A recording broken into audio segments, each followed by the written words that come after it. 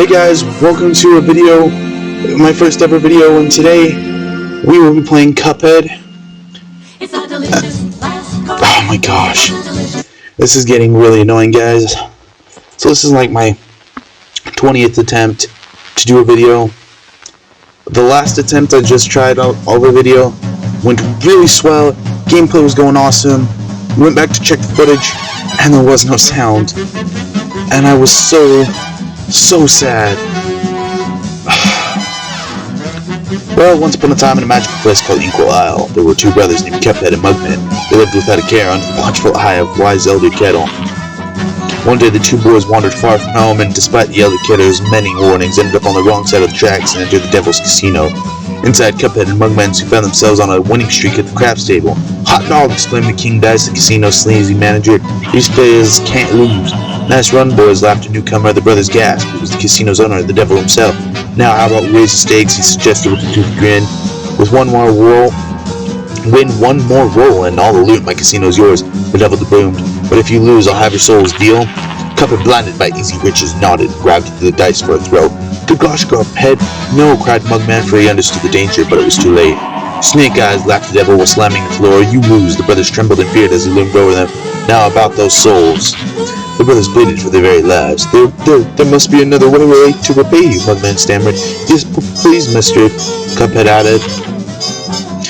Perhaps there is," pulling out a parchment. "I have a list of runaway debtors. Collect their souls for me and I just might pardon you two mugs." "Now get going," the devil roared, kicking the boys out most rudely. "You'll have till midnight tomorrow to collect every one of those souls, otherwise I'll be collecting yours." Cuphead and Mugman were terribly frightened and ran away as fast as they could. "Come on, Mug," panted Cuphead. "We have to find Elder Kettle. He'll know what to do." Like I said, guys, this has been like my 50th attempt trying to make a video. There were some failed attempts that were actually posted on YouTube, and this is hopefully the last attempt that actually works. What a fine pickle you boys have gotten yourself into. I know you don't want to be the pawns of the devil, but if you refuse, I can't imagine your fate. You must play along for now, collect those contracts, and you best be ready for some nasty business. Your debtor friends won't be very friendly once you confront them. In fact, I expect they'll turn into terrible beasts. Take this potion so they won't hang you out to dry. It'll give you the most remarkable magical abilities. Now go to my writing desk and use a mystical inkwell there. You need to prepare yourselves for a scrap. Now I'm going to skip the tutorial because I already know how to play, which I know some of you don't, but that's why you're watching, right? Oh my gosh, I wonder what this lighthouse is for out there. I hope they do a DLC about that. But currently the DLC is just the delicious last course, which I really haven't explored as much as I should be. Yeah, I probably should explore that a little bit more. But we're gonna go in the Porkiums with those 3 coins we were just given, and go ahead and get the smoke bomb. Now you're probably wondering why smoke bomb first. Why not like a chaser or something? Because with the smoke bomb, everything just falls into place. Now you're probably thinking, how does that fall into place? Well, you go to Forest Follies? I don't know. But if you go on, if you try to attempt this without a smoke bomb, it is smoke bomb. It is incredibly difficult and nearly impossible to pass pacifist style. Now, this entire run will be pacifist route on the running guns, which I know some people don't appreciate. Which I know some people don't appreciate because, oh, this is a shooting game, why don't you just shoot the enemies?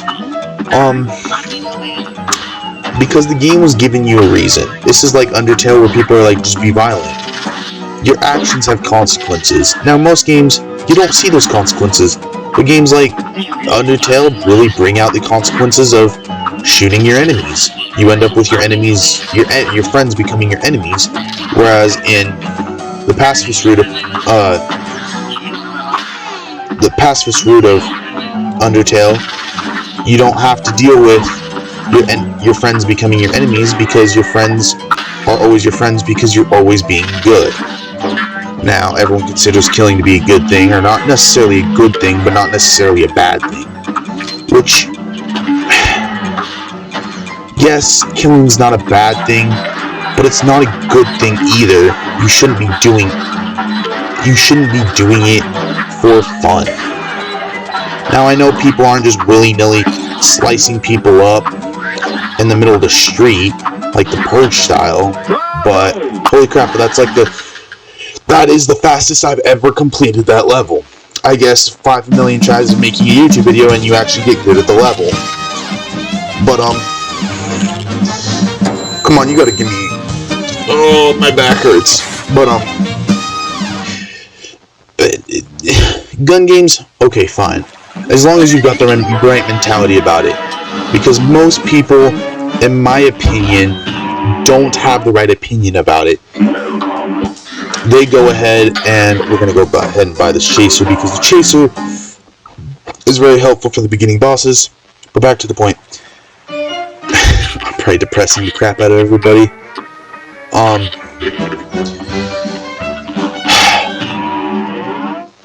Violence is not a good thing, but some people think that games cause violence because it desensitizes them. That's the word I was looking for.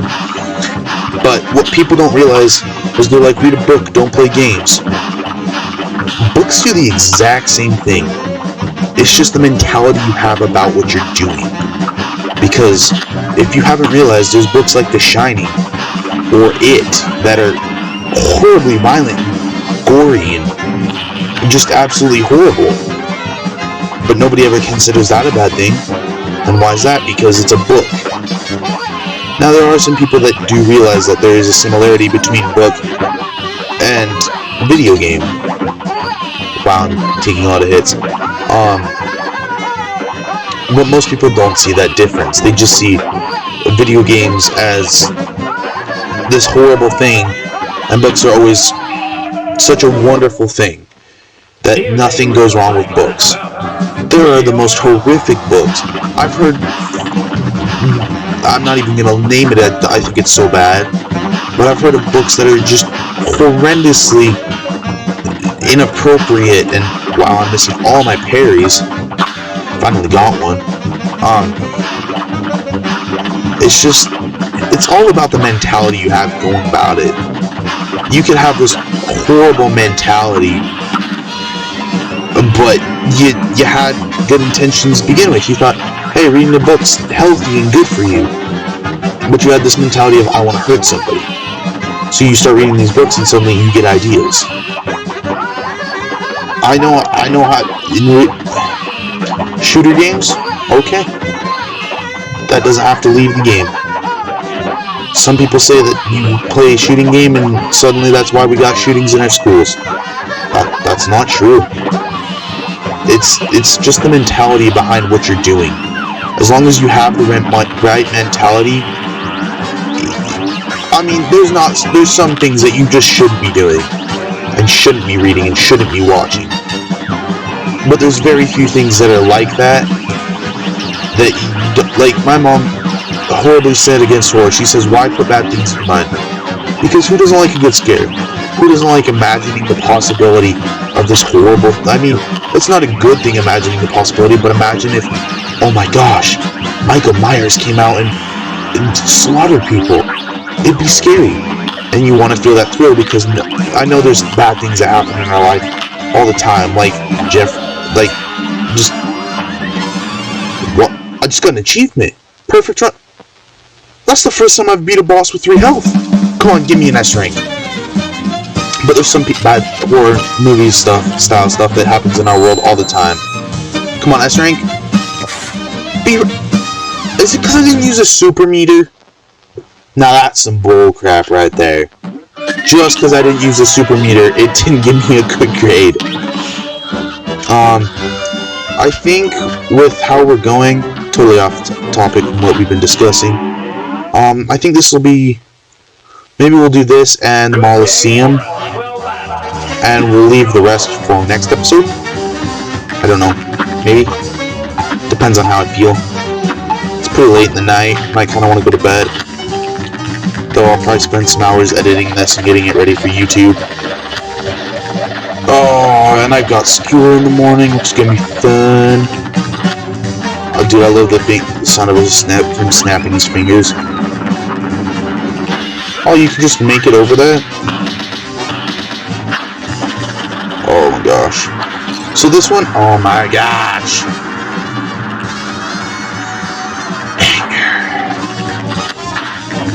So this one, the last phase is completely RNG, which is a pain in the ever-loving arse,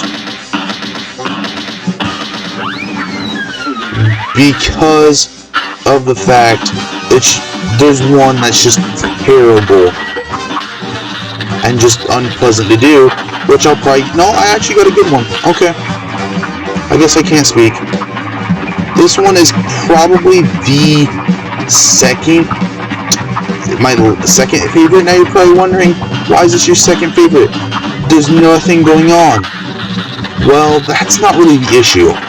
It's just moving really fast, and so it's hard it gets moving real fast, and it's harder to dodge, I would say, which means I still have to start doing this backtracking stuff. I might beat this first run too. This is my least favorite one, the Tiger Balls, because of the I don't mind jumping it. It's that part right there.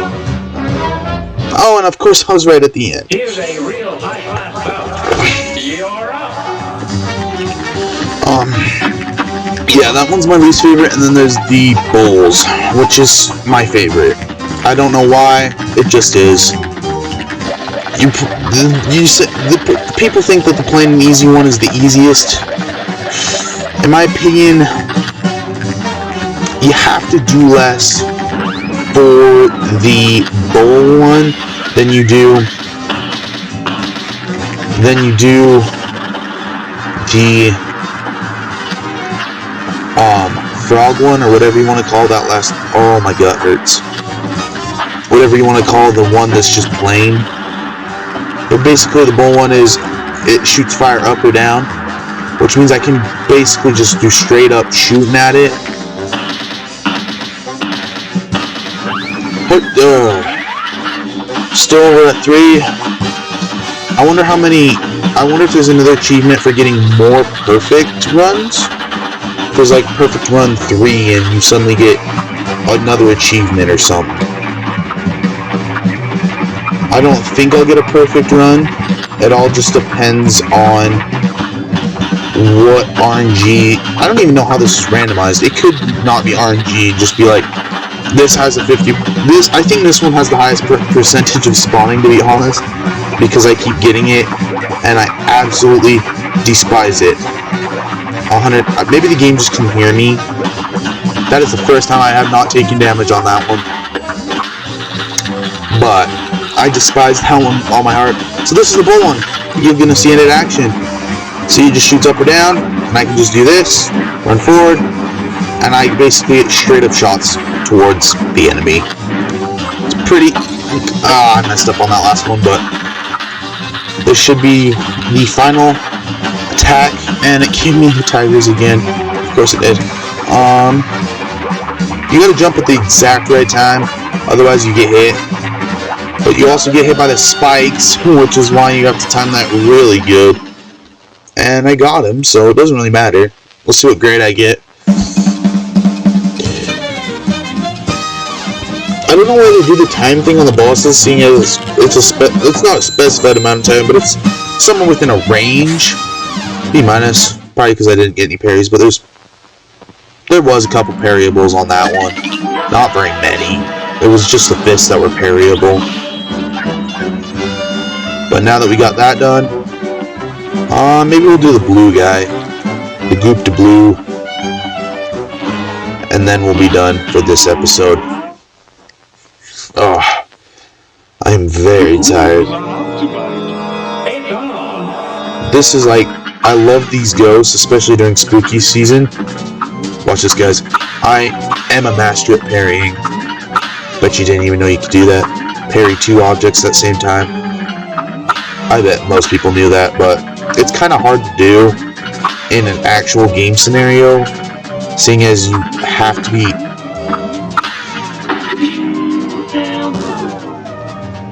What? I parried that. I guess I wasn't quick enough. I tried to parry that guy several times and it just wasn't going through.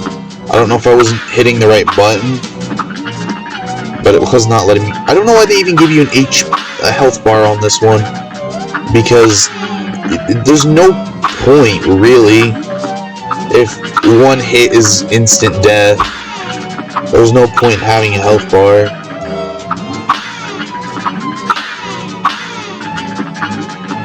We should be getting Speedy Ghosts pretty soon. Where's my Speedy Ghosts? I'm looking out for them. There they are. Hey. Oh no! No! No! I was concerned I was gonna lose that. Hey-yaw! Hey-yaw! Victory! So she'll come out. This is Lady Chalice. Gosh, I don't know how to thank you boys for saving me. There's only one boy. What are my manners? I didn't even introduce myself. I'm known as the legendary Chalice. Pleased to meet you. I was searching for magic and got trapped by those ghosts. Speaking of magic, please accept this gift. It should help. There are other mausoleums around Inkwell Isle. I just wonder. I don't know why I used a southern accent. That's just what I've always pictured her speaking like. And so that's what I went with. So we'll add this charm, and I think we will be good for today's episode. And this over here is the DLC, which we will get to eventually. So I'll see you guys next time.